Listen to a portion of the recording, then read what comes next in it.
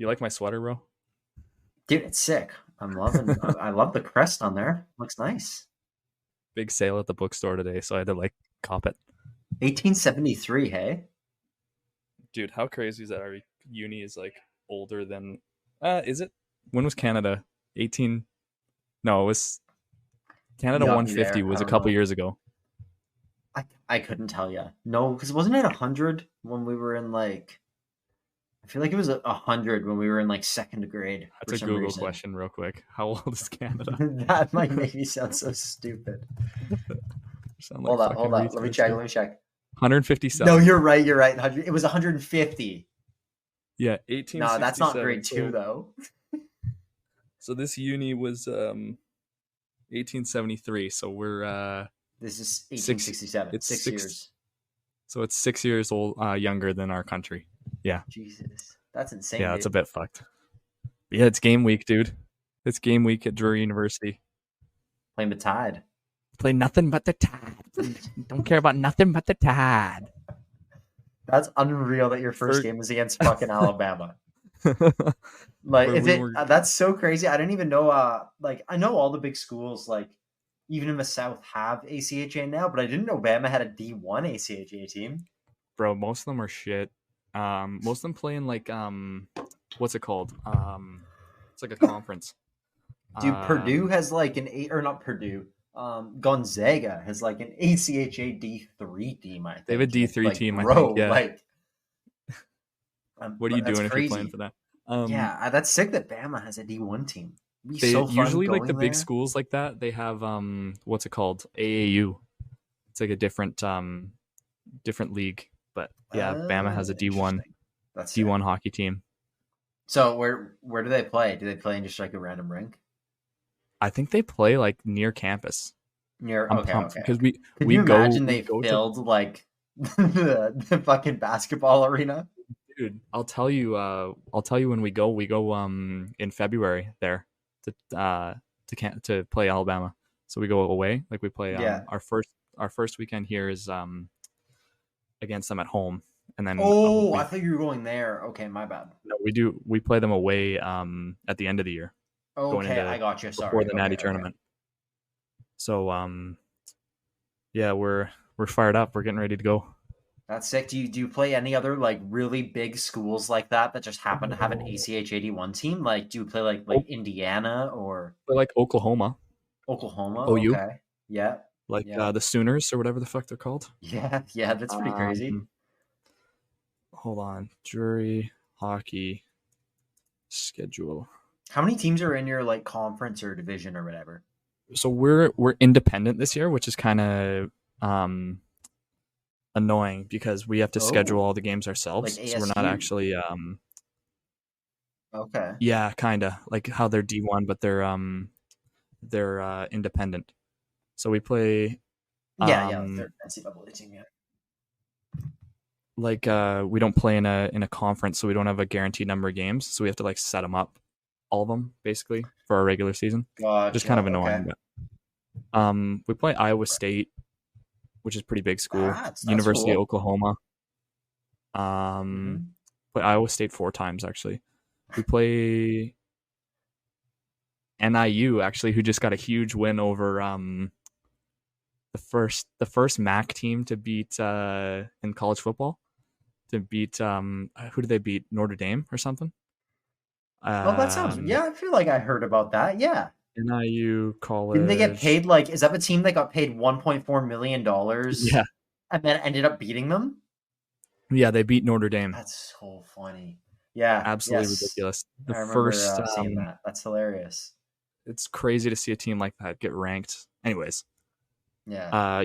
We play Purdue Northwest, which is like nice. It's a different campus, but it's still Purdue, which is cool. Pretty much, yeah. And then a bunch of smaller places. Nice. So do you know who's your?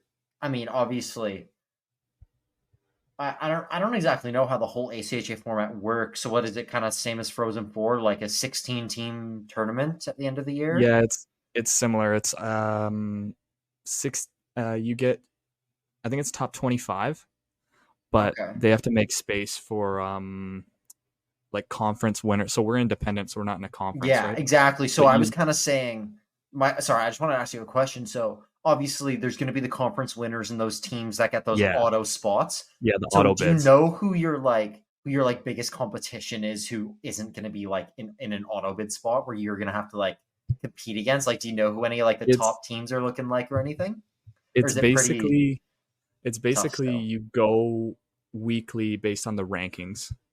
So they'll release like a top 25 ranking every Monday after games. Are they gonna do they do one like a preliminary one, or do they wait until after the first games?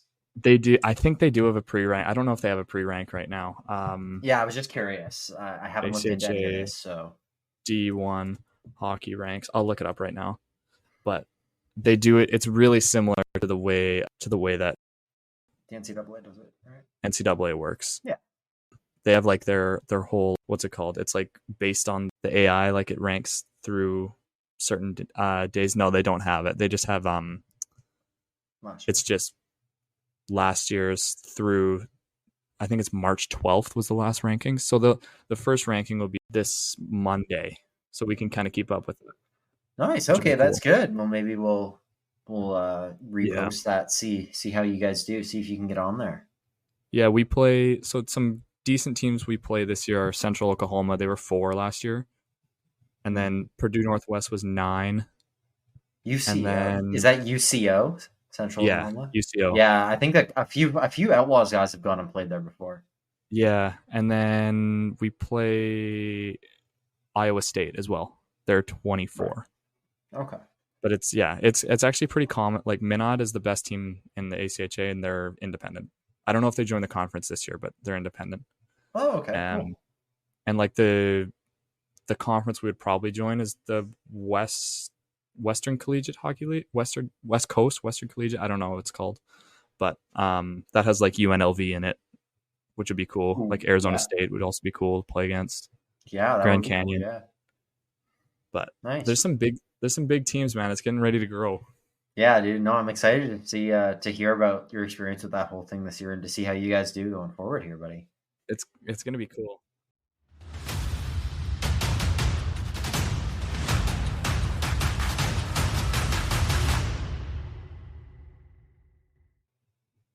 What's going on, guys? Welcome back to episode 9 of the Jungle Hockey Podcast. It's featuring Owen's really good buddy and former competitor of mine, Gavin Bains, the Richmond Sockeyes. Really excited to get into it. Welcome, my co-host, Owen Elson.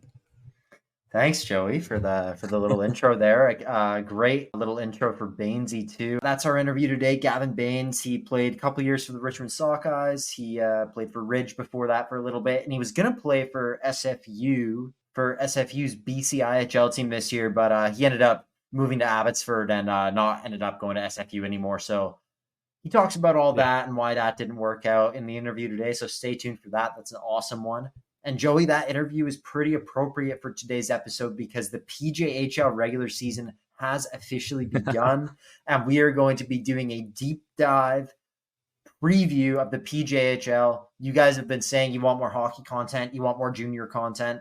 This episode is going to be nothing but hockey content for the for the most part. It's going to be what you guys want. And then after we do the PJHL preview, we'll send it over to the interview with Bainsy, and then we'll finish up the episode with a Central Division preview of the NHL. So we're going to be knocking off the NHL divisions one by one each episode here. So the next few episodes will feature a Junior Hockey League preview and an NHL division preview, as well as interviews thrown in. We got some great interviews coming up. I'm super excited for, Joey. Some that I haven't even actually told you about, some guys that we have coming on here soon.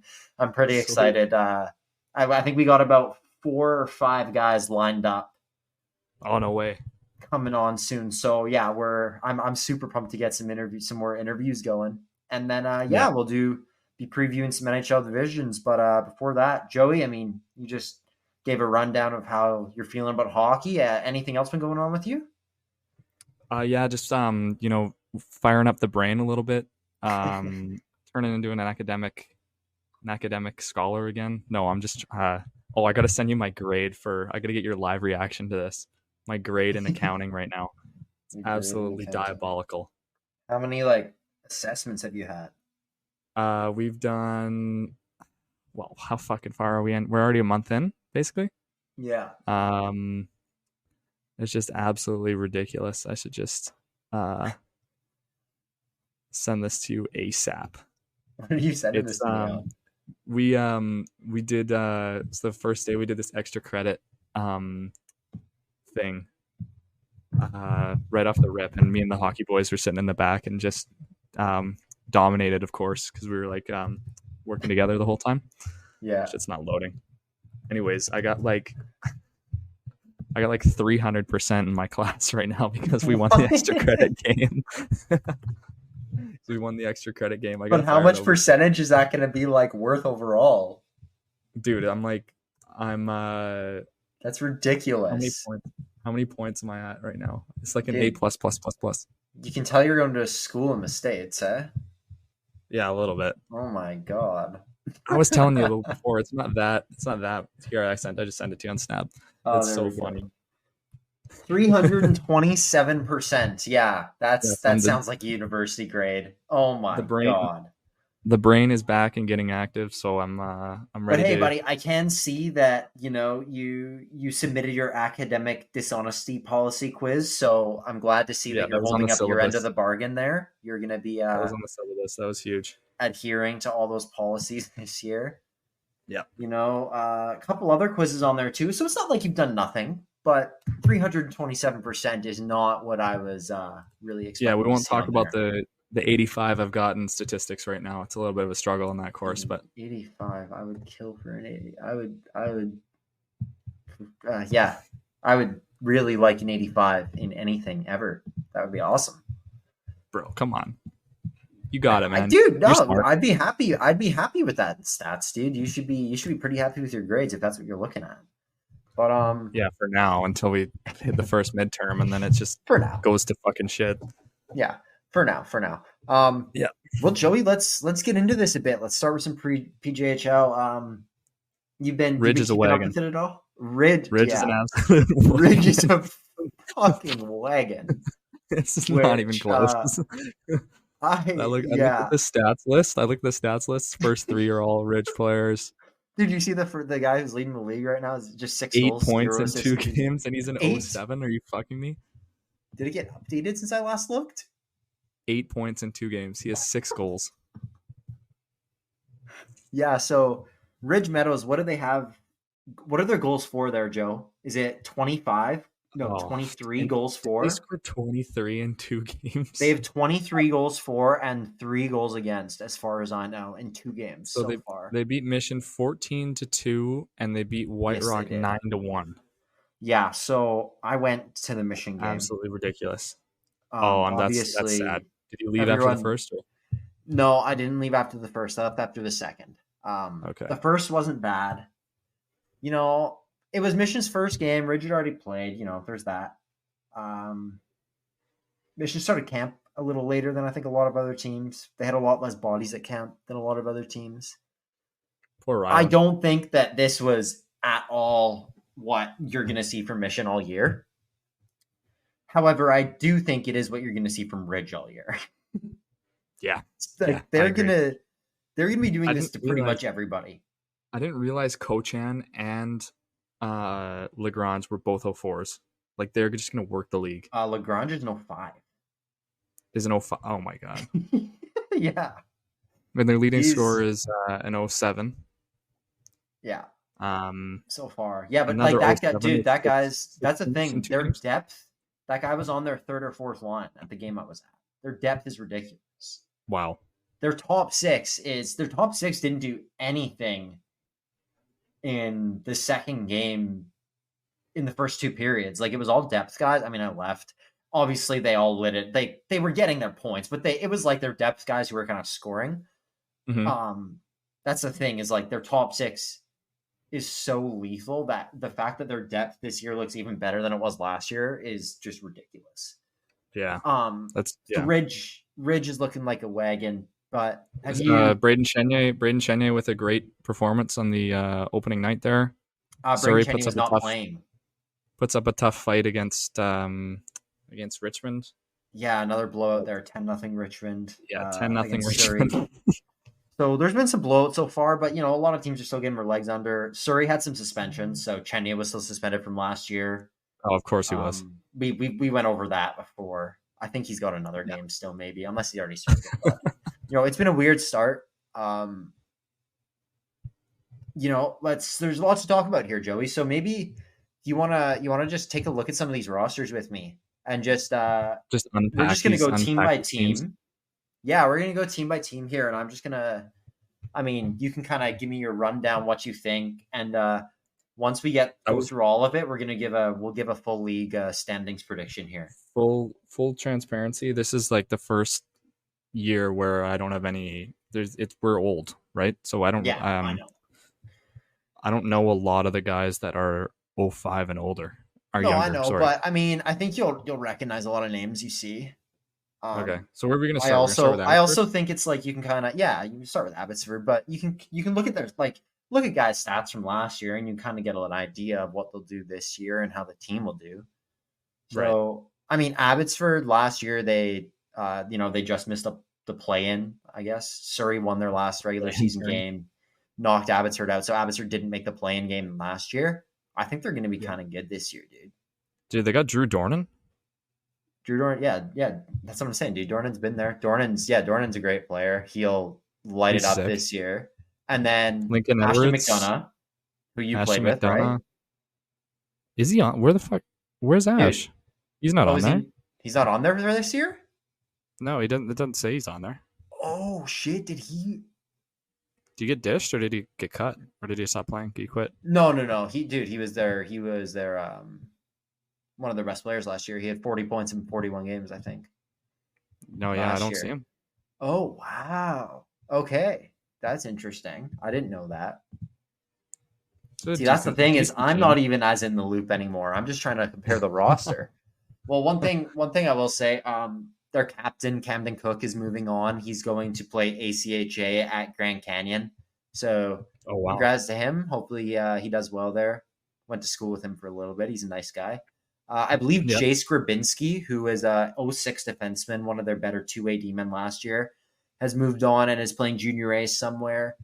Beyond that, most of the team is back from last year. They've added a couple rookies who look pretty good. Noah Weinberger, a T-Birds kid who looks pretty good.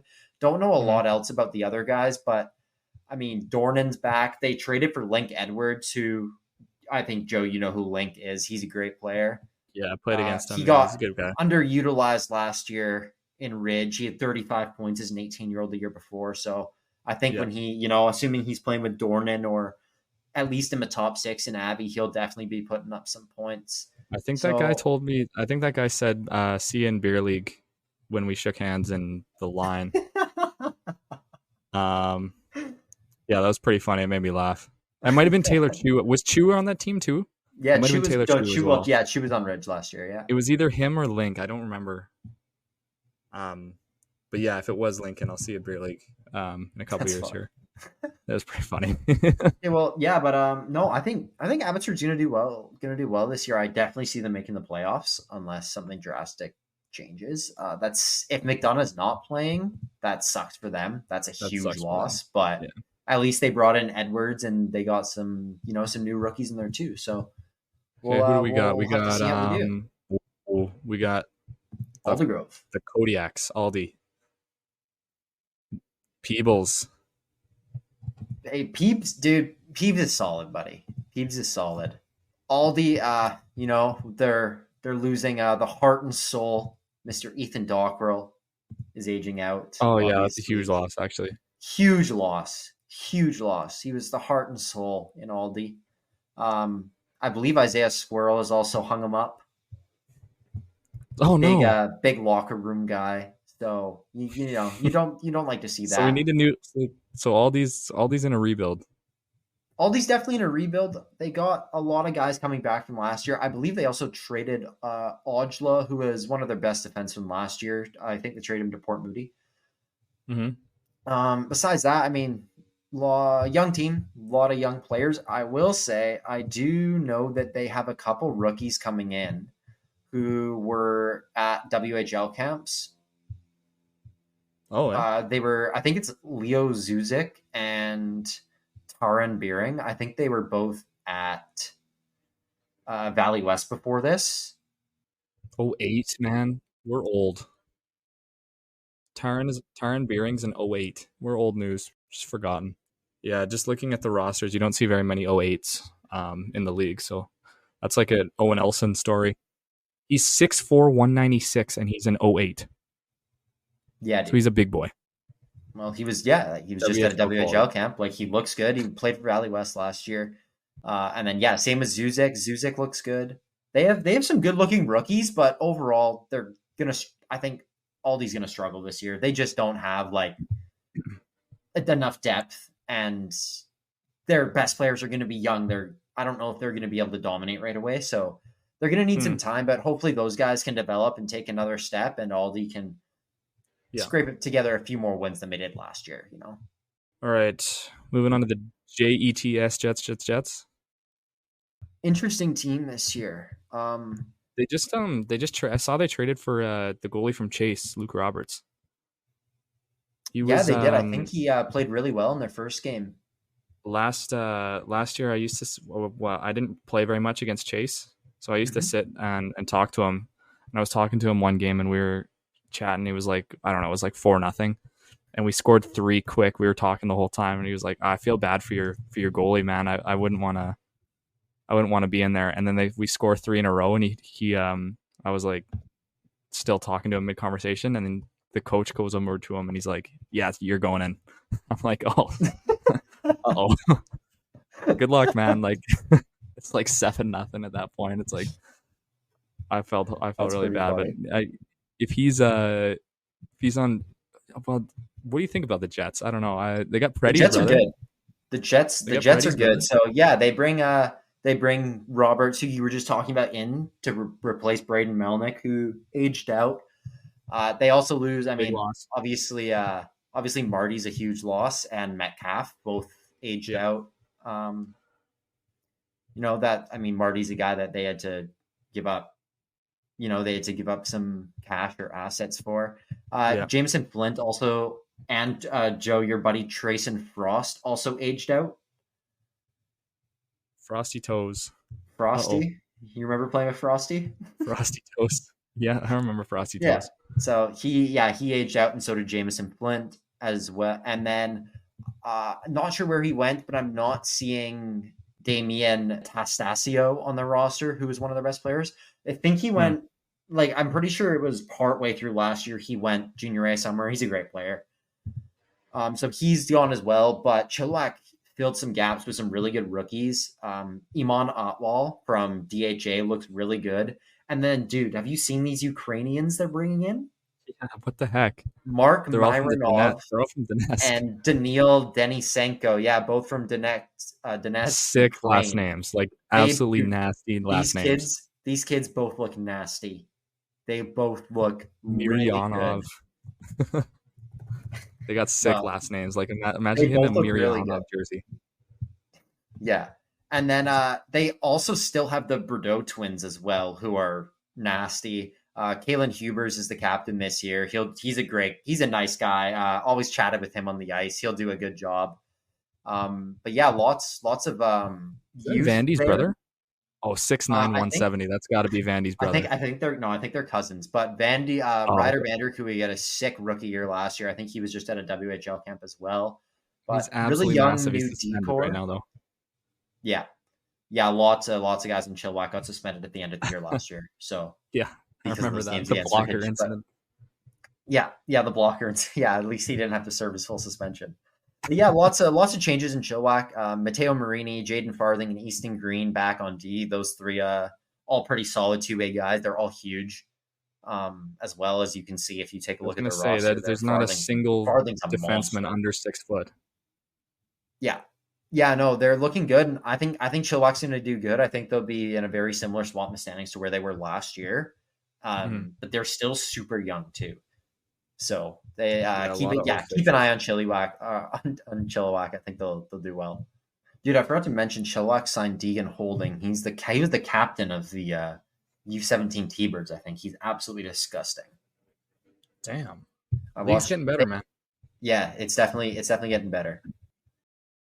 All right, let's move to the expansion team.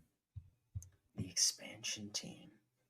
The Coastal Tsunami. Well, obviously, we don't have to talk about any departing players here. Yeah. We're not going to go over every single guy they brought in. It'd be so sick to go play there, though. Like, what a spot. It would be sick to go. Dude, I was looking at, I saw a clip of their first goal scored at home in like an exhibition game. Crowd looks sick. They have fans, and it looks awesome. They have quite a few local players, which I think is pretty sweet. As well as a couple guys from the States and Flin Flon. What do you? Flin Flon. Flin Flon. Noel a couple Pearson's guys from different parts of Canada too. But yeah, lots of local kids. Joe, Buffalo, New York. Wow. I'm not sure if you've seen, but do you know who the captain of this team is? No idea. Hold on. Let me look at the roster. He's number 29. What? They made a goalie a captain? Yeah. They're tendies. No. They're capper. I'm not kidding. No. That guy's living a dream. Right? 955 through 2 games. He's carrying. Yeah, he's been good so far. He clearly deserves it. Good for Nick Peters on getting the C as a tendy. That's unbelievable. I will say, I played against Oliver Nottingham last year. He was in Grandview. They made a trade for him. He's a great player, so I'm just assuming he'll do well there. Hudson May, I believe, he's an 08, so he's one of the few 16-year-olds in the league. I believe he played at Yale. He also looks like a pretty good player. And then I believe they traded for a few kids from Carey Park who put up good numbers last year, but I'm not sure who each and every kid is here. It's tough when I'm looking at another 08 defenseman as well, Braden Payne. I don't know if he has any. He's also another 16 bomb. So they're young, but they got a good spread. Braden Payne was on the Northwest Hawks last year, and he looks like he was pretty nasty. I also believe that they signed a kid from Coastal, signed a defenseman from Burnaby Winter Club who looks really good. Mm-hmm. Again, not sure who it is just by looking at the roster right now, but I think Coastal is going to be good. Honestly, they've been competitive in their first 2 games. They look like they've got a lot of depth. They have size and throughout the lineup. They have their vets. They bring in this Anthony Domagola guy from Buffalo. He's 6'5", 210, 20 bombs. So, doesn't seem like much of a skill guy.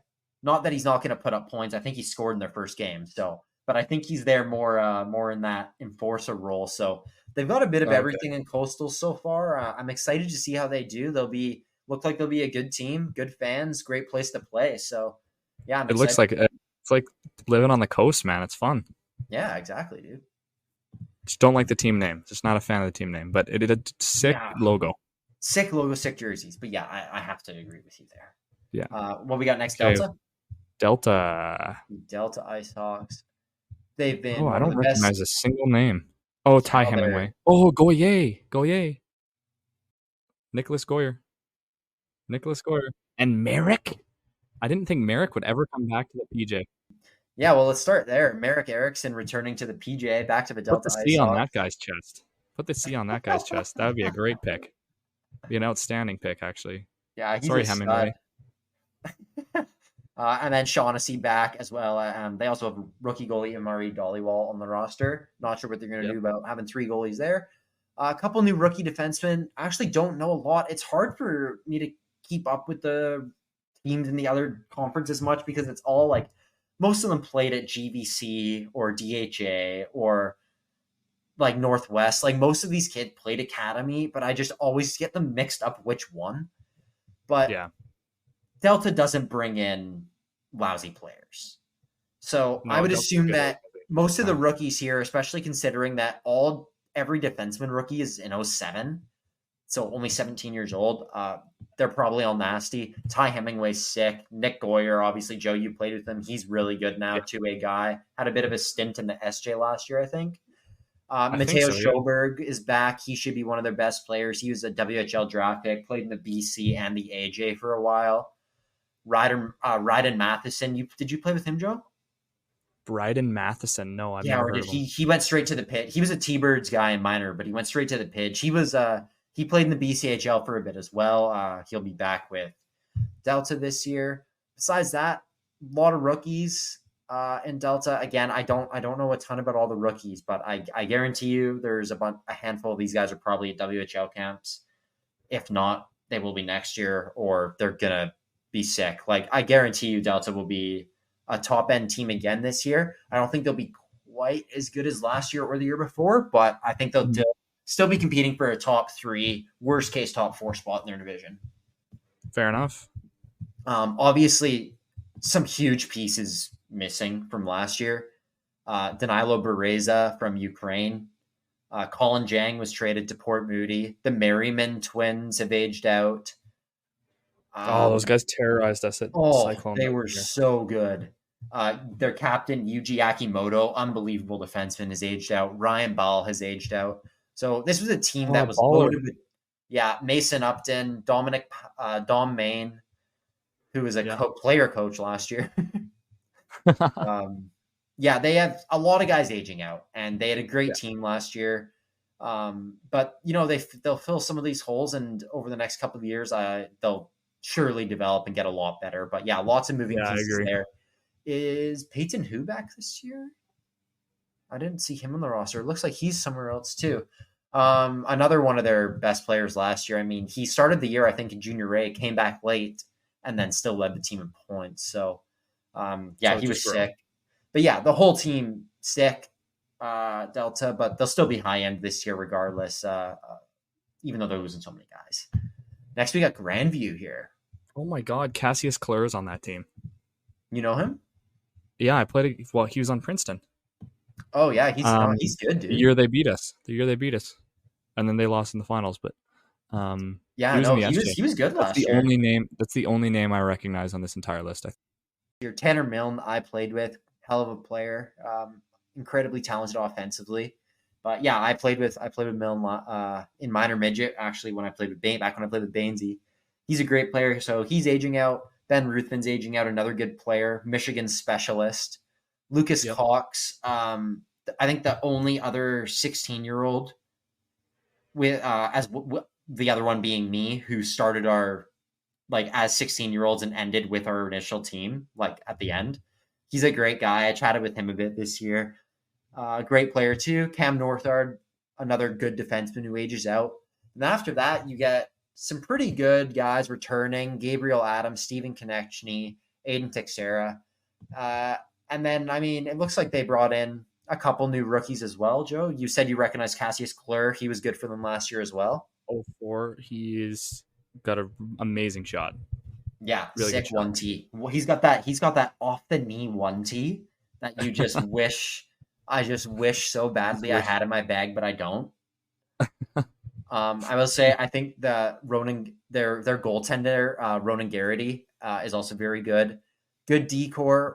Marcus Johansson, I believe, was a WHL draft pick. He was a 20 bomb this year. So him and Adam, as well as Falso and Lee back from last year, and then lots of rookies. But I think there's still a pretty high ceiling for this team this year. They could do quite well. That's good. But they're in a really tough division. So I was going to say their division's pretty good.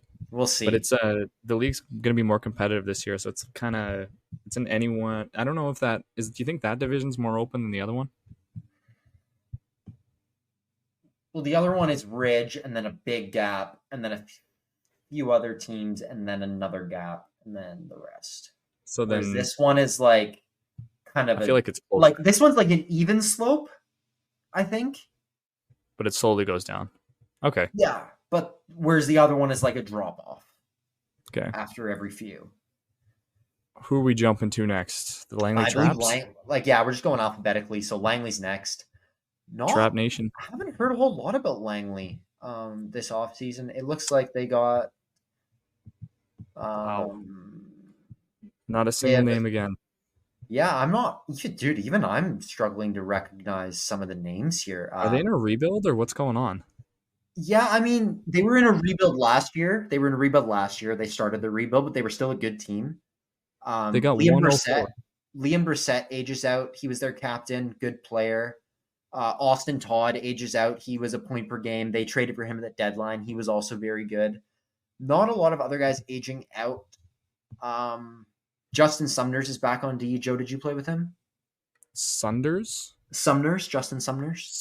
He was a T-Birds guy.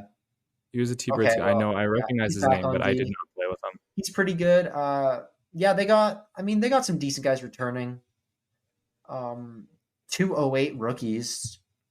Not sure. I don't know much about either of them. I mean, one of them is Patrick Koopman's younger brother. Koopman's a good player as well that they be carrying into next year. It looks like their best player as well from last year, I'd say their best player last year, Mason Russell, has also moved on. So hopefully he found a junior A team. Good for him if he did.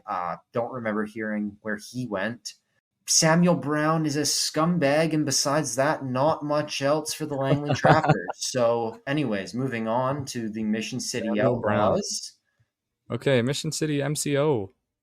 The team I support the most, probably. So, look, let me just take this what we're talking about here, buddy. Yeah, you go for it. So, I'm just gonna go down basically our stats list from last year. So moving on from the Mission City Outlaws, obviously myself, I aged out. David Steputat, our leading goal scorer, he was our best forward last year for sure. Once we traded for him, he saved our team.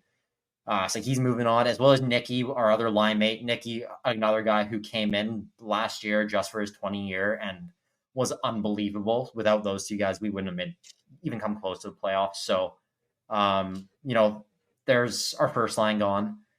Aiden Samuels was traded to Port Moody. He was second on our team in points, tied with Steputat technically. But we traded for him at the deadline, so he got most of those points elsewhere.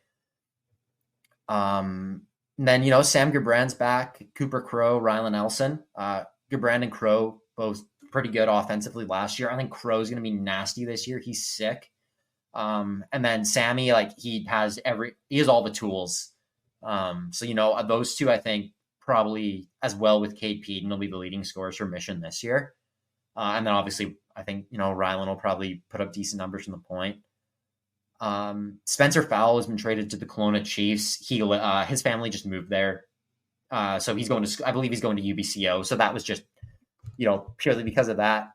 Braden Candy and Austin Charlton sign with the Comox Valley Glacier Kings.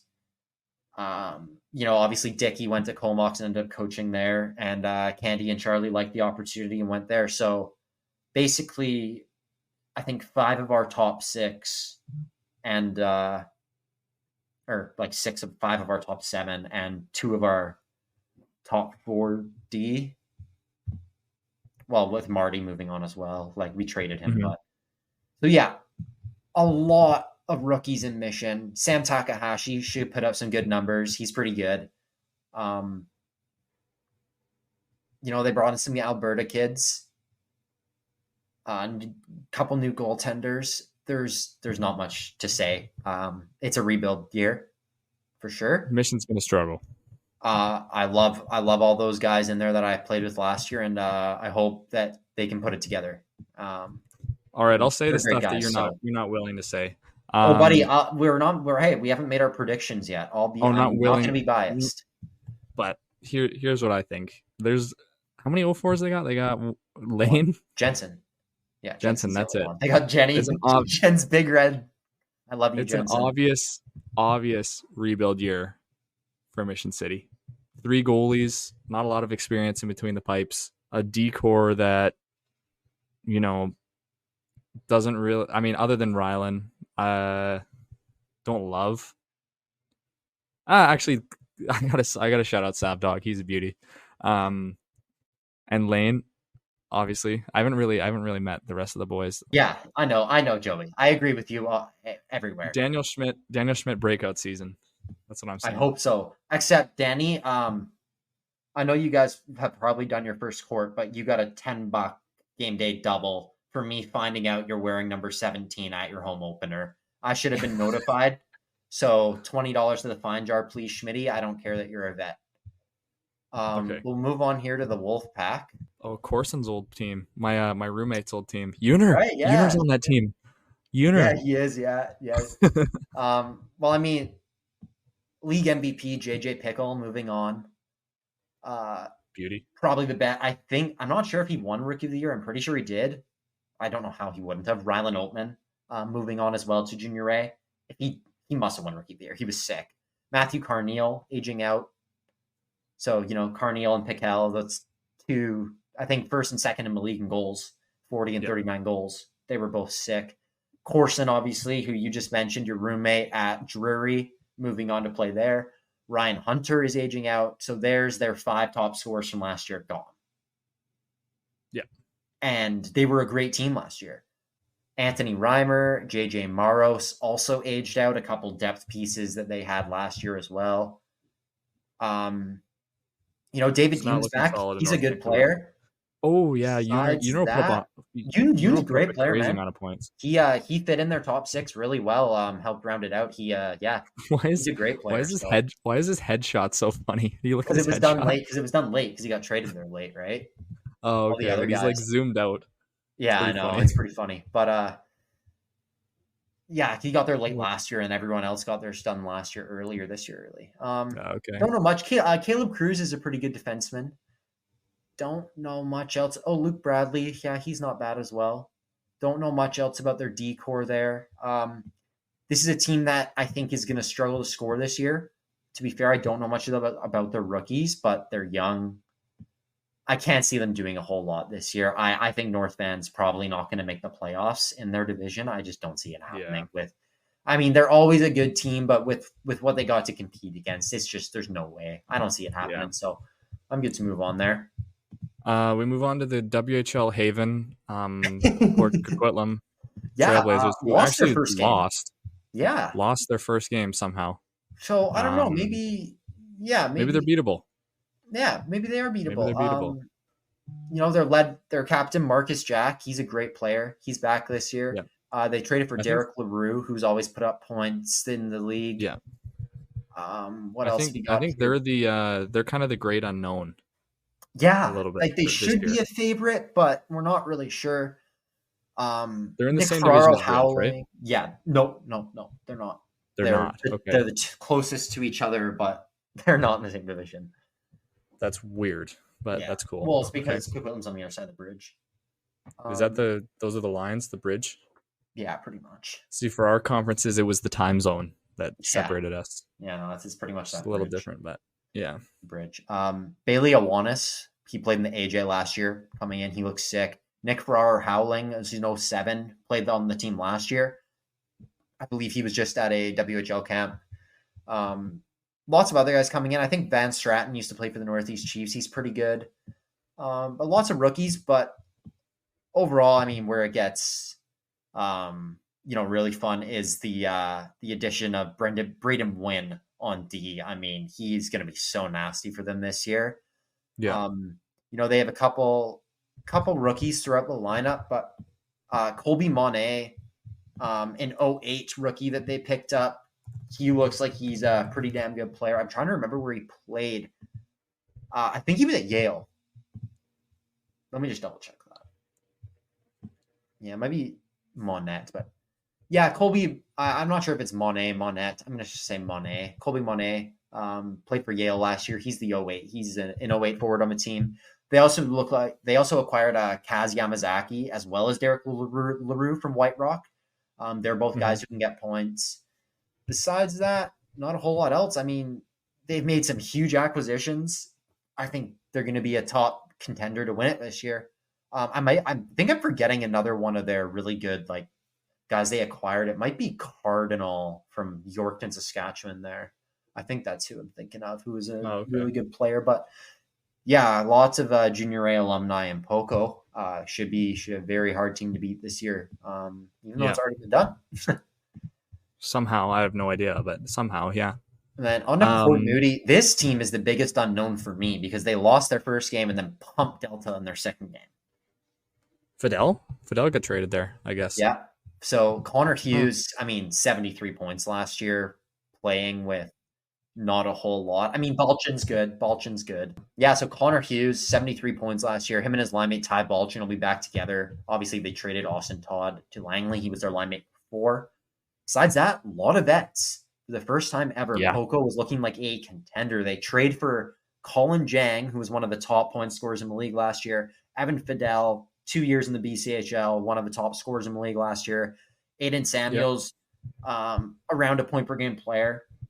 Pure offense. Great guy in the room. I love Sammy. But these guys are looking legit. I mean, they just pounded Delta. It's actually weird. Every year, even when Port Moody has been historically bad, they always seem to beat Delta once. Like they beat Delta 2-1 the year where they had like 4 wins. And that was the year Delta fucking lost in the Cyclone finals. Oh, yeah. Port Moody beat them that year. They like 1 win. It was insane. But wow. Yeah. Anyways, they always beat Delta, but they pumped them the other night. Yeah.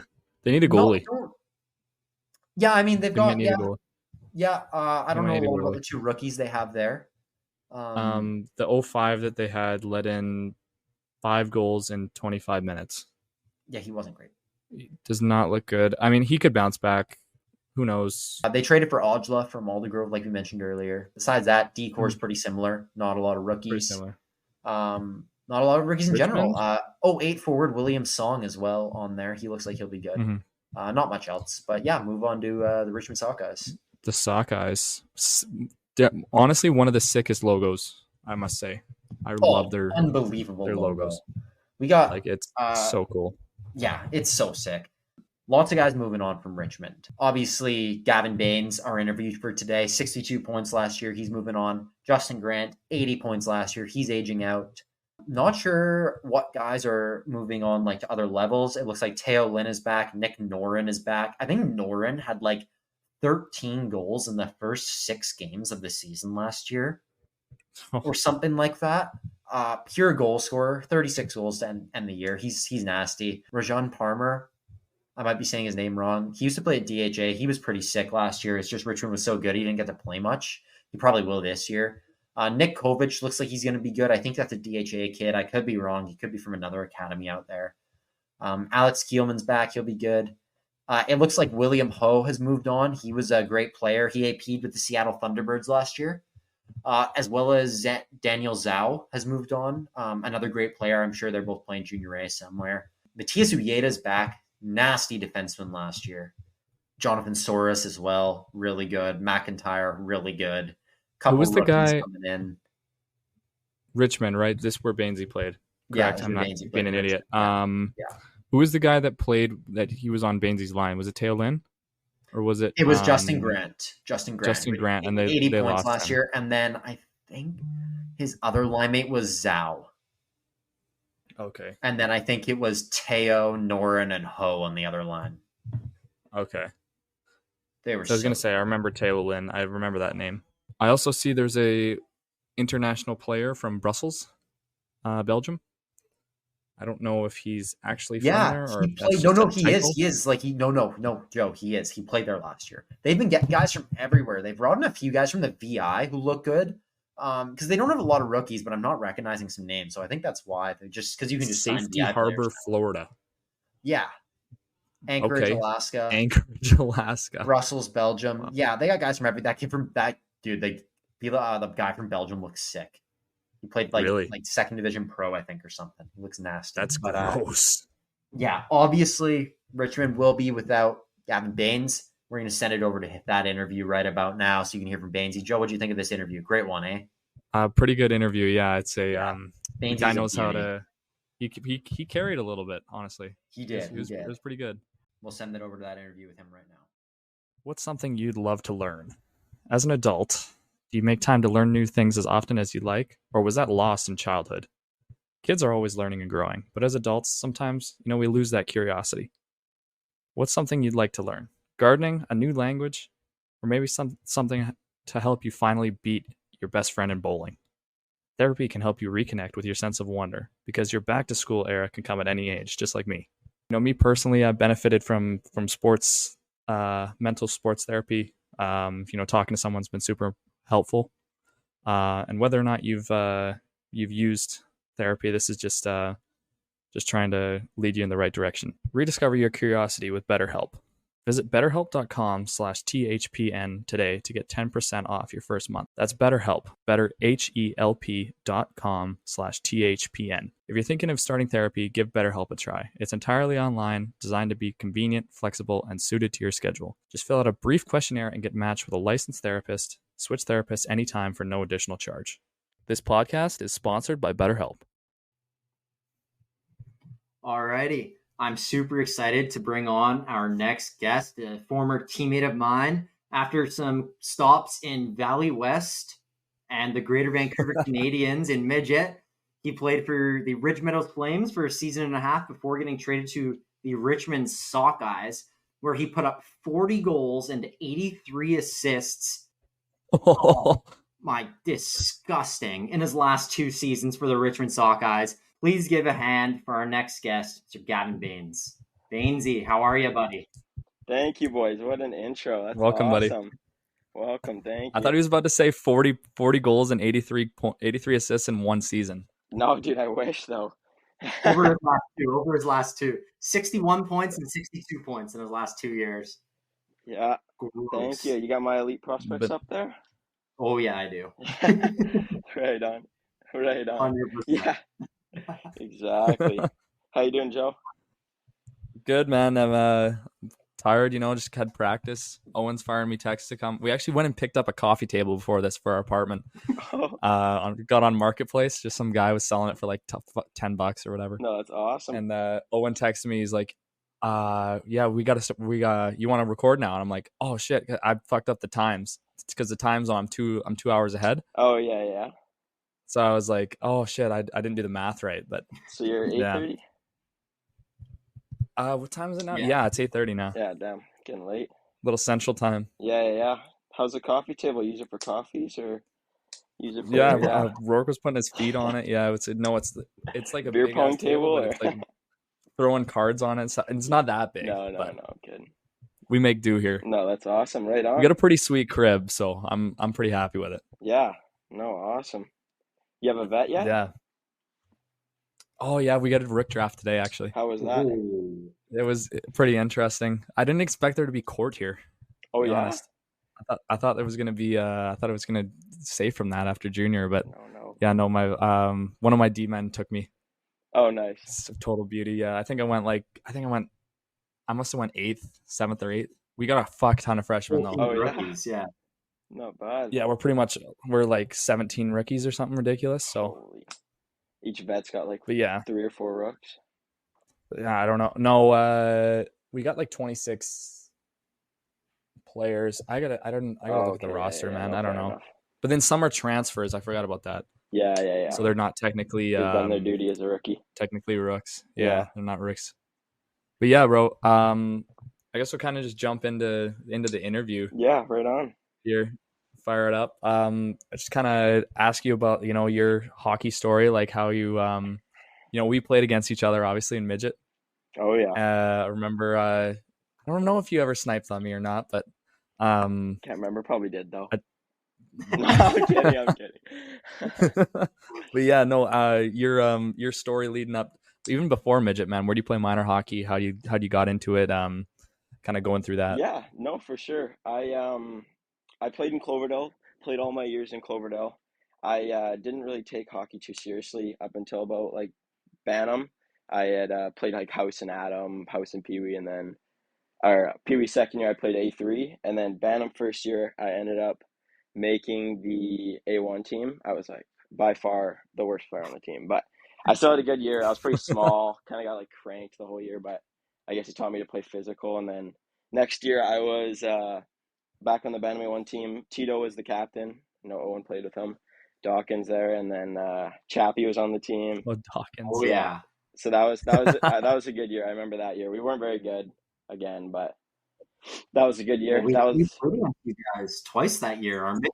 We ever play them? Yeah, you guys did, right? We played you. Yeah. We beat you the first time we played you, and then in the same tournament, you guys knocked us out in the semis. Yeah, I remember that. You scared us that first game though. We were a small team and we got hit a lot. I remember that. But no, yeah, that was good. But that was the Bantam years, and then joined Owen in Valley West with with Wes. That was a good year. That was honestly what a coach. What a coach, honestly. What a coach. Oh. What a group though too. Like I know like dude, the group was unreal. I heard like I'm sure like Joe, your minor midget team was good too. A lot of people really, or a lot of kids our age I think enjoyed that, like minor midget kind of like growing into that instead of top 3 years. I played in Revy for 3 years. Honestly, it was almost as good as that. Like it was like fuck, like no, it was so much.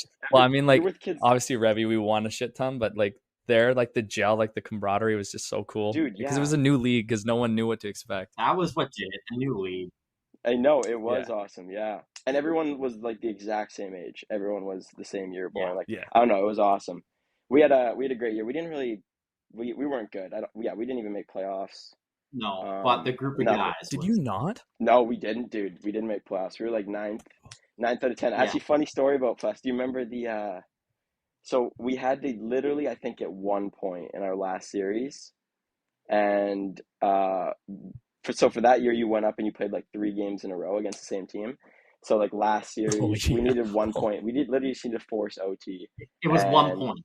It was 1 point, and we went up to Prince George, 10-hour bus ride, and then we got mopped the first 2 games, and then we're down 5 buzz in the last game. Wes goes, "Alrighty, boys," like he just pretty much kicks his feet up. He's like, "Yeah, like that's it, like just roll lines and have a good time." And then we ended up scoring 4 like unanswered, ripping it. It was sick. In the last 10 minutes too. In the last 10 minutes, yeah, it was sick. We were like, season's alive. Here we go. And then I remember Wonger missed a little bit of a empty netter there. Not empty netter, but good chance. And then that was the season. And then it was a 10.5-hour bus ride home that ended our season. But you know what? Honestly, the group of guys made up for it. We had a sick team, like made great friendships, and we had fun. But we were not winners that year, that's for sure. But no, that was a super fun year. That year really, grew hockey for me. After that, I was like, okay, like I'll try this, try to see what I can do, what I can make. Then went over to Valley, or tried out for major midget, got cut like instantly out of camp. They're like, I forget what they said, but I don't think Jamie didn't like my attitude, I guess, or I don't know, just something with the previous year he didn't really love. So he didn't take me, but he cut me early so I could go to the prospects camp for all the major midget teams, and then like the pool, the little pool camp there. And then from there I got picked up from GBC. Once again, had a fun year. We didn't make playoffs. We weren't any good, but good group of guys. Met a whole bunch of good guys that I played with like on Richmond later on, so I was really happy about that. Yeah. But that was another year driving to Richmond that I didn't really want to do, but I I ended up doing. That was a good season though. Like I said, good group of guys. But yeah, we didn't make playoffs. Put the kilometers on that year, dude. Holy! And I didn't even have a car, so I had to carpool with a buddy that picked up from Langley. And like, thank God he was on the team, or else I literally have no clue what I would have done. Like, parents would have had to drive me, but yeah, if he didn't go, my parents literally did have to drive me, and like they had to sit there in Richmond at practice for an hour, like after work, and then drive me. It's brutal, man. It was brutal. But after that, I was just like, Dad's like, dude, you know what? Like, this is expensive. Like, he there was not a problem with money, but he's like, if you want, just go play like junior B. It's kind of same level, and I never even thought about that. And then I got scouted by the Flames. They literally just asked to sign me. I didn't like end up going to camp. This was like in the summer. I signed there, and then after that, I became a Jungle B player, and then kind of stuck. But I played a 1 year and like a quarter of a season in Ridge, and then got traded over to Richmond, and then finished there. But yeah, that's pretty much my whole career. Everywhere I guess I've played and kind of what's happened. But yeah. You got any questions, Owen? Well, yeah, I was just going to say, buddy, like, I had no idea you played PeeWee A3 as a second-year player, and then... Yeah, I was going to say, I was calling on that. It's kind of a jump. So fast, dude. Like, what the... And, like... So that was just the first thing. Another thing, just when you were talking about Valley West, I mean, that bus ride home with that group of guys after losing in Prince George was just... the saddest, like, heartbreaking, bro. Heartbreaking, difficult hockey memory. Like, we stopped at BP in Williams Lake on the way home. The boys are like, it's our last meal together. Yeah. Like, we got nothing. We thought we had a few more weeks left. of playoffs and road trips, and that was it. We were done. So I know that was heartbreaking. And then the fact that you got cut in general, but cut when you did the next year was such a joke. You never had an attitude problem. I know. I know. Yeah. Well, anyways, regardless, but and then I guess we'll get into the next thing. Well, actually, no, we'll go to this first. So you start off in Ridge. You have the COVID year. Yeah. Start off the season not really playing much. And then you get traded to Richmond. And even when you first got there in your 18 year, you went from a quarter point per game to like 3/4 points per game. Like you immediately, once you got to Richmond, took a huge jump. So maybe talk a little bit more about your time at the Sockeyes and how you were able to make such a big jump in your game there. Yeah. Did you request, or did it how did that go about as well? Like how did it go from Ridge to Richmond? Honestly, yeah. So okay, so it was my first year in Ridge Meadows. It was the COVID year, grade 12 year for us. And I was having a good time. Like I don't know if you know Owen, like pretty much Pidge legends, Denny and Amsler. Like they were there, and that kind of whole group, and they're really good. We had a super fun year just practicing. Like coach kind of was super easy on us in a sense. Like didn't really think the season was coming back, so we kind of played games and whatnot. And I had a good year. I really enjoyed it. And earlier that year, in the spring, I was trying out for the Eagles, and like due to like not many people being able to come to like from the States up to play in Canada during COVID and like this and that, I had like a little bit of a better chance to make it or at least go far with them. And I did. I made it pretty far into the main camp, and then I got cut, and then I got dropped to Ridge Meadows, played with them the COVID year, and then the next year we got a new coach. And this new coach his name's Brent Hughes, and he's played in the NHL for a while. He's honestly like he's got the resume. He's I think almost like 400 games in the NHL or something. Knows what he's talking about, but just I don't think really like the style of play. And I know I've heard you guys talk about it before, but like junior B used to be a little different back then too. Now it's a junior A league.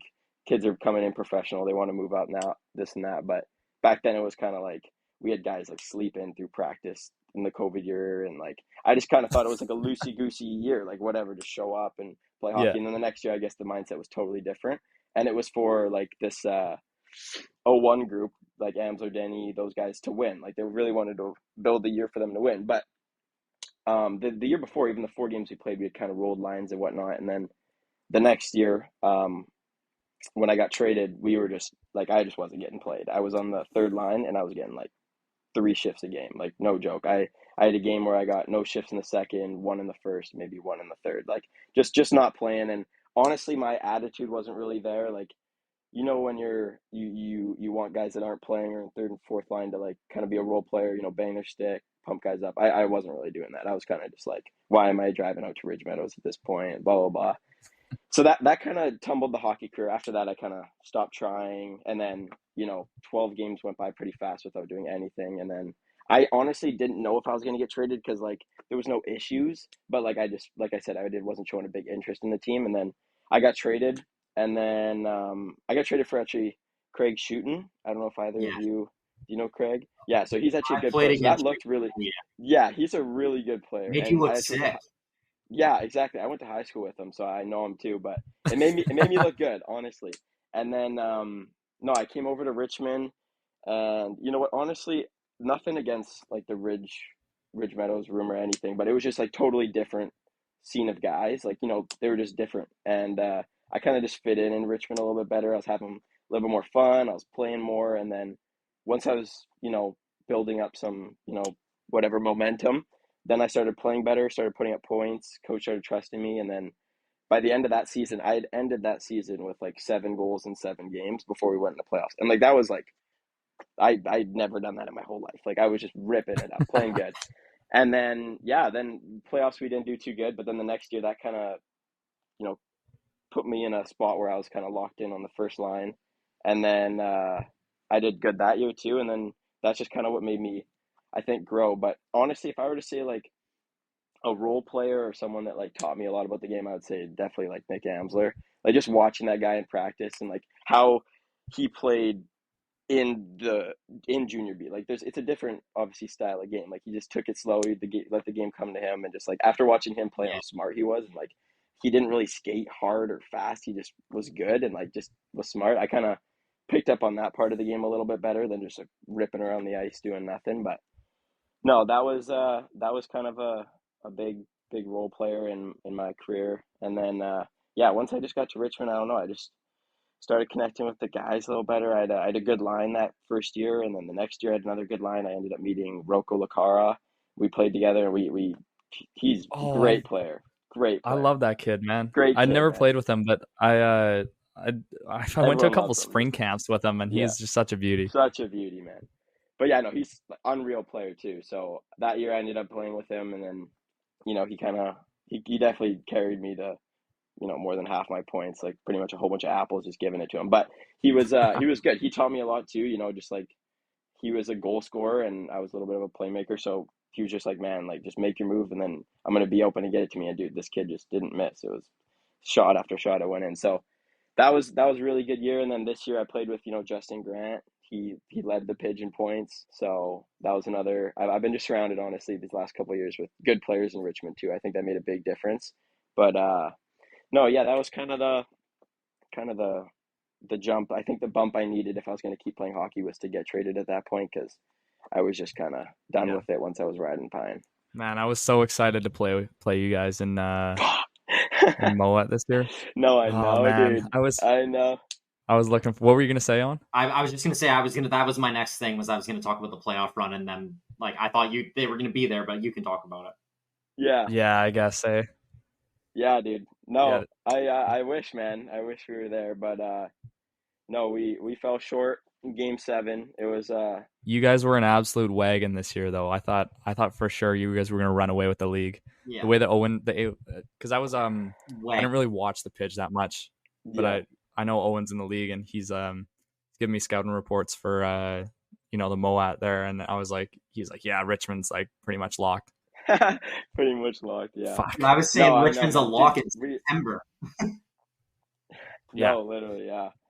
No, we were a wagon this year, man. We had a very good core. I think our O3s were unreal. We had a great captain, Matthew Stewart.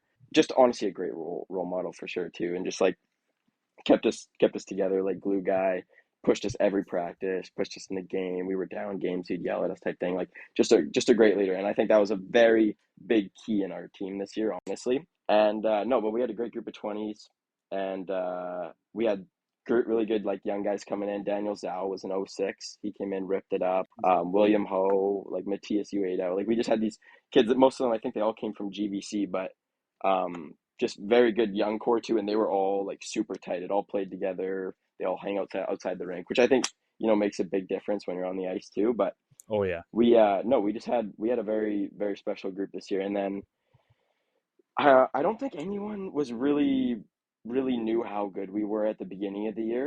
Like I'm not trying to say it like that, but like we were a really good team, and then we just started winning, and then it became a streak, and then next thing you know, it became like, okay, we're on like a 10-game streak. We had double digits. And then we were 20, and then we're like 25, and then we're like, what's the league record? And then yeah, we ended up I think breaking the league record for streak too, which was like 27 games, and then it went on in playoffs for another like 5 or something. But that's unbelievable. No, dude, like that's just what I'm talking about. Like it was nuts. Like we had an unreal team, but playoff time is different, and stuff happens. So that's the reason I think we're really good, is we had just a well-rounded group, and all the way down to our fourth line. They didn't play necessarily like Ridge back then when I was on their team. It wasn't like the fourth never played and didn't feel like included. Honestly, it was like we rolled our fourth as much as our first until special teams. That was pretty much our style of play, and luckily enough, we were deep enough to do that.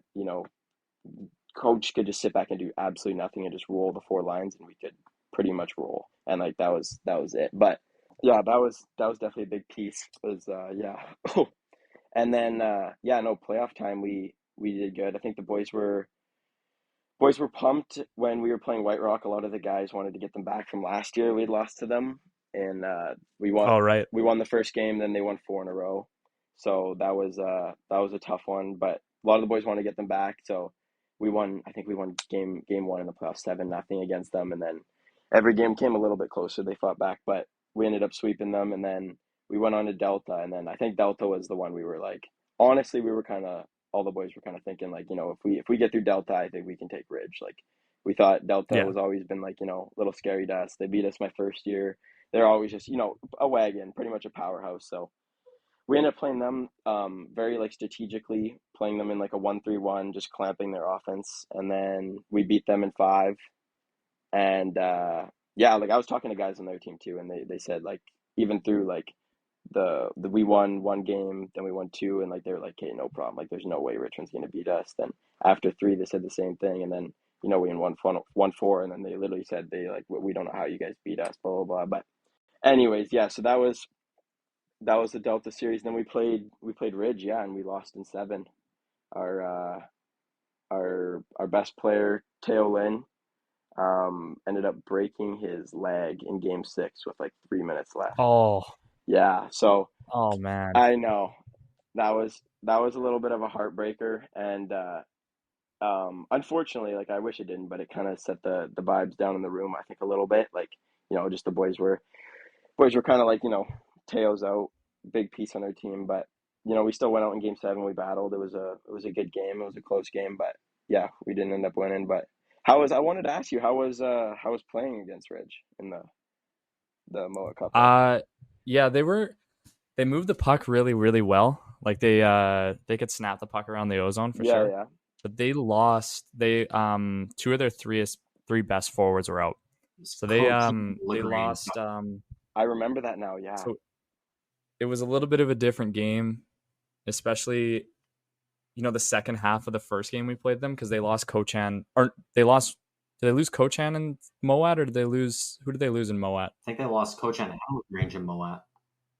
Yeah, so they lost both of their players in the first game. Yeah. So the first half of the first game was super tight, like 0-0, snapping the puck around, whatever, running that first line. That first line is nasty with Foster on them. Yeah.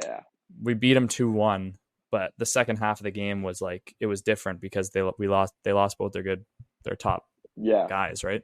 Yeah. And then the finals was like, it could go either way, really, because it's the finals. It's a one-off game. Yeah, exactly. Like, especially when it's one game. Completely random. So they're they're a really good team. Yeah, like they were really deep.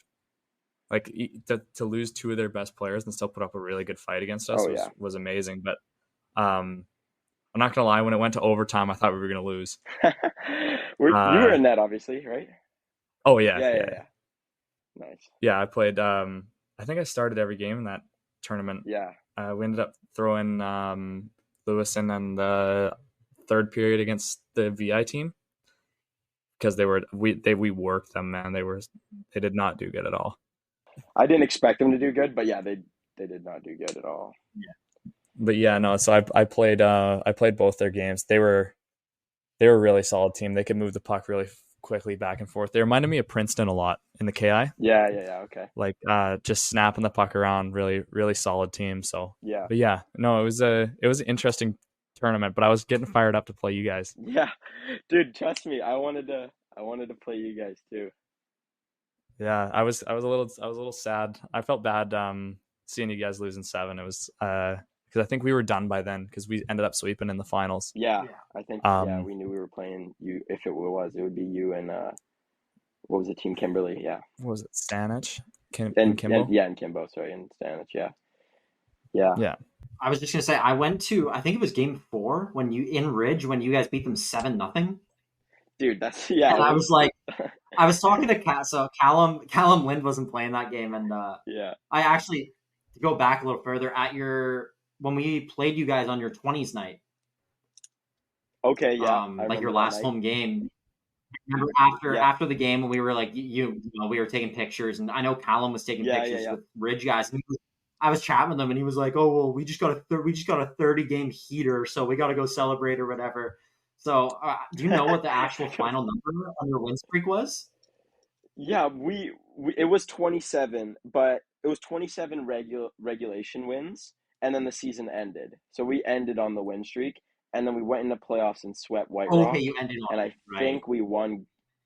Yeah, so we didn't end up losing, but we ended on that. And then I think we swept White Rock, and I think we lost game 1 to Delta. Maybe we won 1. So it was about 31 or 32. Wow, that's crazy. Games. And then what I was going to say next is, I was talking to Callum at game 4, and it was like 4-0 going into the third. And I'm like, you guys got this, man. Like, it's over. There's no way they're coming back from a 7-0 loss and taking this. Like, there's just no way. I was shocked when it happened. I mean, good on Ridge, but I couldn't believe it, man. 100%, yeah. Yeah, no, I know. I couldn't believe it either. I thought we had it for sure. But, I mean, we ended up, it was all I could say is, like, dude, I honestly had, like, the best year of hockey this year for sure, man. I mean, the winning helped, but just this group was honestly unreal. And, like, you know, we went out and had dinners and, you know, hung out and, like, did stuff as a team, which I think makes the year a lot more fun than just hanging out at the rink all the time with the boys. So it was a super good year. And, like, I was disappointed that we lost, man, but I'll tell you this, like, when we lost, especially as a 20, but it just kind of hurt looking around being like, man, like, I won't be here with these guys just, like, strapping it up next season. Like, I wasn't even that. I was bummed out that we lost and we weren't going to the Moa Cup. We didn't win. But, like, I was more bummed out that I was like, man, like, I just want to just keep playing with these guys. That's it. But yeah. So, like, overall, I had a great year, man. I had nothing to complain about. But no, it sucked.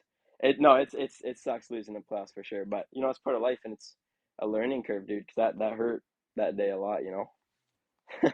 Yeah. Well, I mean, especially like when you play your last game, like, especially as a 20, I mean, we all three of us went through it this year, but looking around the room after, it's just like when I was talking earlier about the bus ride home from Prince George, like, it's just like, dude, you're thinking about the boys. You're not thinking about losing. You're thinking about exactly.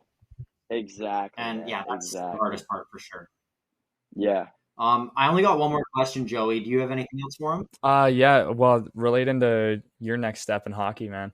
I don't know if that was your question, Owen, but are you gonna continue, or what's going on? Yeah. So I was going to continue, but I'm no longer going to continue.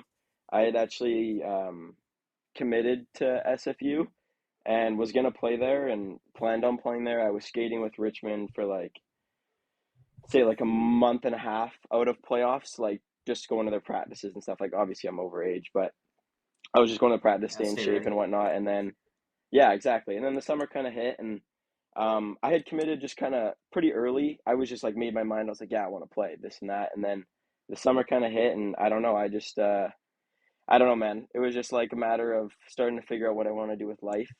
And I also ended up, I used to live in Cloverdale, and I just moved about a month and a half, 2 months ago. I moved out to Abbotsford. So that definitely made an impact too, because I had changed, and at first I decided I wasn't going to play hockey. And I was like, I'm just kind of done with it. Like, I just want to, in the winter, I want to go snowboarding and skiing and stuff. Like, I don't want to be going to practice, this and that. Like, it's been years of that. No vacation in the winter, blah, blah, blah. But a part of me obviously still wanted to play. But then I just kind of made up my mind. I texted the coach. I said, sorry, like, you know, I'm actually not going to play. And then, I ended up moving out to Abbotsford, and then making the decision to go to UFV instead of SFU. So that just also kind of, so I'm going to UFV, and then that just kind of also put the cherry on the top for not playing hockey. So, I mean, I had already decided not to play, and I didn't really know this. I had assumed, but I had thought when I had committed type thing, it was going to be like, it's free and you just play, like intramurals almost type thing. I didn't know you had to pay to, like, play each year. So that definitely made a little impact in it too. I was like, man, I'd rather just get started on life. But that's just kind of where I was at. And honestly, like I said, we didn't win last year, so I can't say I was necessarily satisfied, but, like, I had such a good year, man. I had no problem ending it with that. Yeah, great, buddy. That's awesome. I was just gonna say, going out like that is honestly, for me, going out on top was amazing, but continuing my career was just part of in what I wanted to do. But going out like that, especially with that, you know, that win streak record, is unbelievable. For a 20-year-old year. And just congrats on a great career, man. It was an honor to play against you. Yeah, you too, man. Thank you. I appreciate that. Yeah, thanks a ton for coming on the pod too, buddy. Thank you so much, Bainsy. Obviously, I loved playing with you. Loved playing against you just as much. It was always a pleasure. Thanks a ton for coming on the pod. I was super excited to have you. So appreciate it, buddy, and all the best moving forward. Now that you're in Abbotsford, maybe we'll have to. You're a little closer, eh? Maybe I can actually see you sometime. Yeah. Oh yeah. No, 100%, man. Text me. We'll do something. No, but thank you for having me, boys. I think this is. Yeah. No, sounds good. Thanks, boys. I think this is awesome what you're doing. So keep it up with the podcast. Thanks for having me. Thanks, Bainsy. Appreciate it. NFL Week 1 is here. And a new season means new ways to get in the action at DraftKings Sportsbook, an official sports betting partner of the NFL. You ready to place your first bet? Try betting on something simple like picking a player to score a touchdown. You know, me being a Seahawks fan, I love the Seahawks minus 170 against the Patriots this weekend. You could also bet DK Metcalf catching the first touchdown, or Kenneth Walker to score a rushing touchdown. Either way. Score big with DraftKings Sportsbook, the best place to bet touchdowns. Download the DraftKings Sportsbook app and use code THPN. That's code THPN for new customers to get $250 in bonus bets when you bet just $5 and get 1 month of NFL Plus Premium on us, only on DraftKings. The crown is yours. This podcast is sponsored by DraftKings. Gambling problem? Call 1-800-GAMBLER. In New York, call 877-8-HOPE-NY or text HOPE-NY 467-369. In Connecticut, help is available for problem gambling. Call 888-789-7777 or visit ccpg.org. Please play responsibly. On behalf of Boot Hill Casino and Resort in Kansas, 21 and over, age and eligibility varies by jurisdiction. Void in New Hampshire, Oregon, and Ontario. Bonus bets expire 168 hours after issuance. For additional terms and responsible gaming resources, see dkng.co/ftball. NFL Plus Premium offer available only to new and former NFL Plus subscribers. Additional NFL Plus Premium terms at nfl.com/terms. Alrighty, thank you so much, Gavin Bains, for hopping on the pod. What an interview, Joey. Great guy, great stories. Can't believe he lives out in Abbotsford now, and I didn't know. Yeah, you're gonna have to school him in golf or something. Oh yeah, I wonder. I don't even know if Bainsy does golf. Maybe we should figure on that, find out. But anyways. Joey, our next team. The two teams left here? I think three teams left. Yeah. Do we? Yeah. The absolute terror of the PJHL. Yeah. The Ridge Meadows Flames. Oh my God. Almost as dominant as the Roseau Grizzlies, but not quite, but almost. Yeah, we'll see about. I think we're probably gonna see. So, Ridge, you know what? Actually, before we give the preview, some behavior that I just can't let slide. I'm not gonna name call. And the guys who hear this they first of all, they probably already don't like me. And if they hear this, they definitely probably won't like me. But you know. You can't be fucking 20 years old in this league and wearing a cage right now. That's true. Look, there's probably guys on every team doing it. But, Ridge, you're the best fucking team in the league by a mile, in my opinion. Like, the players wearing the cages are sick. Wear a fucking visor. Stop being a pussy. Like, that's unbelievable to me that there are 20-year-olds on the best team in the league wearing cages. No 20-year-old on any team, no 19-year-old on any team should be wearing a cage unless they have a valid reason. If you guys do have a valid reason, I'm sorry, I take it all back. You know, I don't know. Maybe you guys just had your wisdom teeth removed or something, so you wore a cage that day. If you guys have reasons, fair enough, as long as I just don't see the cages again. Not like I'm going to do anything if I do see the cages again. It's just disgraceful behavior. Joey, are you with me here? I'm with you. I think coming from two guys that wish they could have played in a league with cages like this, visors, you don't know what I mean, or without visors. Yeah, with visors. With visors. I think it's just absolutely just wasting an opportunity to, actually feel like you're playing junior A hockey. It's a part of the game, and I understand the risk of being hit in the face. Like, obviously, is like it's pretty scary because a lot of the guys don't have cages on, and might not want to get fucked with. Or maybe it's a team rule. No, it's not. If the team really or a trainer really wants you to wear a cage because they think that you're at risk of knocking. Yeah, look, if you got any valid reason, then my bad. Like that's cool. But for sure. But if you're doing this voluntarily, I think it's voluntarily. That's why I'm so shocked. That's kind of that's kind of ridiculous. Anyways, move on from that and let's focus on the main thing, which is how good of a team they are. They're a great team. We're not taking anything away from that. So moving on, not a whole lot. Jack Foster, obviously, I mean, that's a huge loss. He was their best player. Yeah, he was top 3 player. Obviously, him and Coach, I would say, were pretty. And I mean, LaGrange too, but he was hurt last year for quite a bit, courtesy of Braden Candy, I believe. Yep. But yeah, so I mean, Jack Foster's moving on. Taylor Chu moving on. They picked him up at the deadline, underutilized him, like grossly underutilized him, criminally underutilized him, but glad to see that he, got to win the chip and do some more in the end. Like we mentioned earlier, Link Edwards has been traded. Julian Mills has also been traded. Nathan Prodnuk, not sure where he went, but they posted like a thank you Nathan thing the other day. He's not playing there this year. Khalil moved on, not sure where. Canduso will be back. Besides that, I think everyone else is back pretty much. Not a lot of rookies. Dalton Toma, nasty. He AP'd for Surrey last year and was their best player in the playoffs. Yep. Mateo Prexler looks really good. Owen Nutland, I think that's just a Ridge Meadows minor player, but 6 goals and 2 assists in 2 games. So that's what he's got so far. James Eagle, he looks good. Every single D-man is a vet, at least according to their roster. That's a great decor. Jacob Lowen, they're almost great defenseman. Mostly 0-4s. Yeah, Jacob Lowen's an unbelievable defenseman. I believe he won D-Man of the Year last year. Puts up so many points. That's funny. That's so funny. He lives in Mission now. Dude, look at his height. They got him. They got him dirty. Oh, they forgot a 0. No, that's definitely supposed to be 5'10" or 11. They just forgot a 0 or a 1. That's funny. Jacob Lowen, 5'1". There's no way. No. Oh, that's brutal. Yeah, Wildeman's good. Ravenstein's sick. Wise is good. Lowen's nasty. Freer and Clark will do their job. They're both probably the obvious pick to win the league. Obviously, they're my number one. Yeah, I'm going with Ridge. It's hard for me to go against Ridge, to be honest. Yeah. But there's a lot. We've covered them well enough now. All right, let's go on to the Surrey Knights. Never know what to expect with their roster here.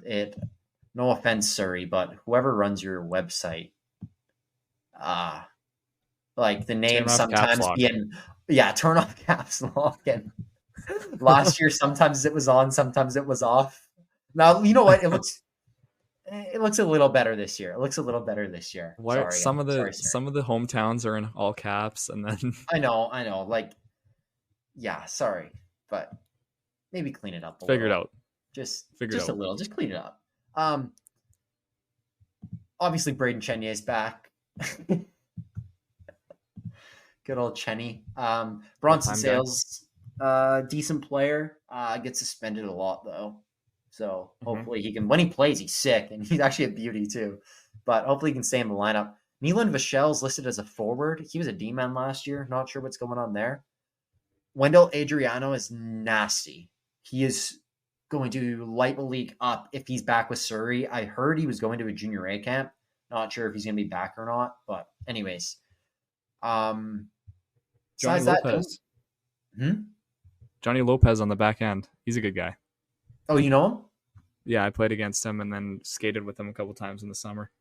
He's a good. Nice. He's a good guy. Cool. He was in where was he? He was in Ontario for a while. The OJ. He must have came back. Gotcha. Oh, okay. Well, that's wanted to be home. That's looking like I bet you he's going to school. I bet you he's probably going to school. They also Carter Andrews was pretty good last year. They have him on the back end. They also traded for Deal, Salpreet Deal from. He was on Langley, and then how the hell did they lose 10-0, man? I don't know. They look solid. Like, sorry, she yawned. I mean, I have no idea. They're not. I mean, I don't know a lot of the rookies. Adriano probably wasn't there last game. DJ Cash sounds like a sick DJ name. DJ Cash is a beauty. He's a beauty. His goals against average is 11.59 right now. So I think he was in that probably for the 10-0 result. Probably, yeah. Unfortunately for him. Or was he? Yeah. Surrey also, another thing, Joe, noticing just about their website, they don't have their rookies listed. So no idea who's new. Yeah, we'll just move on to the last team here. The White Rock Whalers. Not sure what to expect from these guys this year. Wasn't sure what to expect from them last year. I think last year really worst rank shouldn't actually PJHL. This is a direct message to the PJHL. Please, they shouldn't be allowed playing in that rink. I have nothing against the White Rock Whalers, but it shouldn't be legal. Port Moody used to play in that shitty old rink. They switched to the big one now. Way better. That's fine. White Rock, it's just a nightmare. Criminal. They should not be allowed to play in that rink. It's the worst ice. It's the smallest rink ever. It's a shithole. Like, I hate, you have to pay for parking. I hate it. It's so bad. Everyone does. Oh my god, the guys who play there probably like it because they get it. It gives them an advantage. But anyways, moving on. Nathan Brand aged out, great player. Cohen Massey, I'm assuming he's going to be moving on to play for the Portland Winterhawks. He was AP'd with them last year, 32 points as a 17-year-old D-man last year in 30 games. So pretty nasty. This guy's just absolutely popping off the page is Hunter Gilbrick on the defensive end. 2008, he's 6'6", 200 pounds. Oh my god! And he's an 08. This guy is absolutely massive. Gilbrick, okay. Well, we gotta see where this guy. Gilbrick. But I mean, I don't know. Besides that, they got a lot of returning players. Quinn Orr's pretty good. Oh my god, dude, he crushed me last year.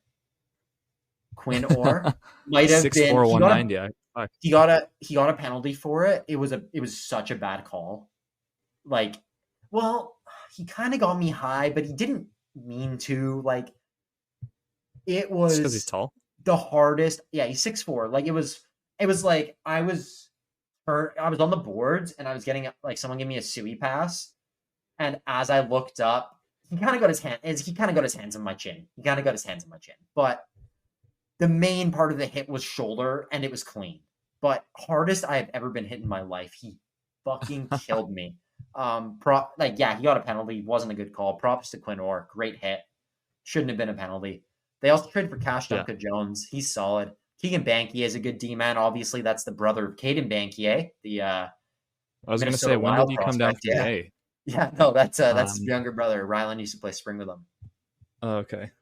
And then a lot of returning players up front. Jeevan Val, Dylan Here, Zach Johns, Max Lyons, all pretty solid forwards.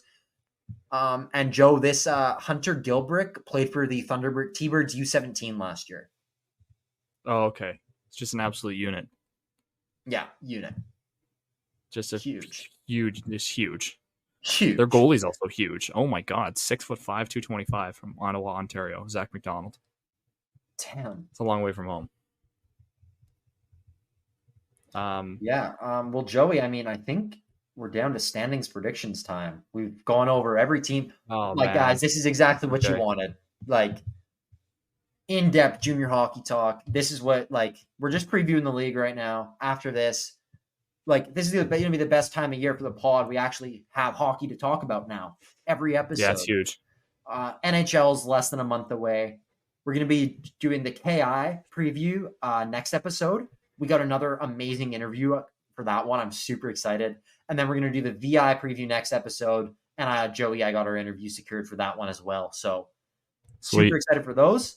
And so PJHL final standings prediction. We'll do it by division. Joey, I know you're obviously not the pitch guy, but I want to see you do it first. Can you give us your Harold complete Britton order conference? Just do the Harold Britton conference and then do the Tom Shaw conference separately. Okay. Ridge first. Yes. That's pretty obvious. Yeah. Here's where it gets a little bit dicey. It does. For the next 3 or 4 teams, it gets dicey. I think Chilliwack, number 2. Okay. I think Ooh, as well. This is tough. No, not Pilots. I was gonna say Trap Nation, but I don't think they're very good. Maybe it is the Pilots. I have the Pilots. Or is it Surrey? I have the Pilots, dude. I have the Pilots. It's either the Pilots or I think it's either the Pilots or Surrey. I have Surrey 4. I think it's just to be different than you, I'm gonna go Surrey 3, Pilots 4. Abbey 4? Okay, yeah, no, that's fine. That's fine. And then who do we got left? The Yaks, the Laws, and the Trappers, eh? Yeah. So. I think it goes in that order. Kodiaks, Outlaws, Traps. Really? But it could very well be different. But those are the bottom 3. So you have... I got Mission Kodiak. In 6. Traps and... maybe Traps at 5. Kodiaks in 7. You're going to do a clean swap of the Kodiaks and Trappers and keep Mission at 6? I think so. Yeah. Because Mission... I just don't want Mission to be last. Okay, but buddy. They're bad. Well, here's where we differ from each other. Ridge. Where do you go? Chilliwack. Yep. Abbotsford. Surrey. Okay. Langley. Aldergrove. Mission. A Mission, the old captain predicting Mission to come absolutely dead last in their conference. Don't say that, man. Do you think... Oh, wow. That's harsh. But fair. To be honest, that's fair. Well, I'm not going to sit here and be fucking biased. Mission's got a lot of work to do. They could easily finish ahead of Aldergrove. That is I just think that those rookies Aldergrove have look sick. Easily could finish above Aldergrove. I think could finish above Langley. Yeah, I think that's about it. I think their ceiling's 5. I'm glad to hear our top 4 is similar. Yeah, I mean, the reason I said you got 1, then you got a huge gap, then you got 2, 3, 4, then you got a huge gap, then you got 5, 6, 7. Not even a huge gap, but you got a gap. Yeah, okay. You got a gap. So, yeah, there's our list. We'll make a little graphic and get them posted. Our predictions. We'll see. Yeah, I think this one's gonna be important. I'll actually get on that. No, we're making. We'll still make the graphics for everything. It's just we've made some predictions and not posted our graphics of our predictions yet. Okay, Joey. Yeah. Other conference. Do you want me to start this one? Yeah, you go. I want to hear yours. Richmond. Okay. Port Moody. Poco. Okay. Coastal at 4. Yeah. White Rock. 5. Delta. 6 for Delta. Grandview. Even with all those vets? 7th, Grandview. 8th. North Van. Okay, North Van last. Okay, so now let me say, I think Richmond is pretty likely going to win. I don't think it's a lock. I think 2 to 6 is completely interchangeable. Yeah, I agree. Actually, no. I was going to say. Let's go. I'll say, 6 is Delta, right? Yeah, 2 to 6 is completely interchangeable. Completely switchable. Yeah. I think Grandview and North Van are finishing 7-8. I think Richmond's finishing 1. Even Richmond might not finish 1 though. That could change. Richmond's got a new team, man. It could change for sure. Yeah. But okay. Let's hear yours, Joey. Number 1, the Richmond Sockeyes. Number 2, Port Coquitlam. Number 3, Coastal. Number 4, Port Moody, probably. Or is it? Yeah, Port Moody. Yeah, that's fine. Yeah. Oh, but I want Delta in there. I think actually I trust in Merrick Erickson. I think Delta is going to come higher than Port Moody. So what did I say? Delta 4, Port Moody 5. Okay. 6. what was the last? It's gotta be White Rock. It's gotta be White Rock. It's White Rock. Honestly. It's White Rock. It's like it could be. It could be Grandview, but I don't think so. And then Grandview, North Van. Okay. Okay, buddy. I like it. I like it. I think. I like it. I think the home advantage for Coastal is going to be huge. Yeah, I'm with harness you there. That. I agree. Richmond is just a wagon, so I feel like such a wagon. They have to come first. Yeah. But do you think it's going to be a rematch in the finals this year, or do you think there's going to be? I think there's very high odds, but I think the playoffs on the Tom Shaw side is going to be a bloodbath. Yeah. So you never know, but Ridge is coming out of our division unless Chilliwack or Abbotsford make some fucking crazy moves. Yeah. I agree. So, but Chilliwack's always been active in the trades. Mm-hmm. Never really. Yeah, and Chilliwack's got some studs, dude. Like, don't count Chilliwack out completely. Yeah. But I think Ridge is getting through.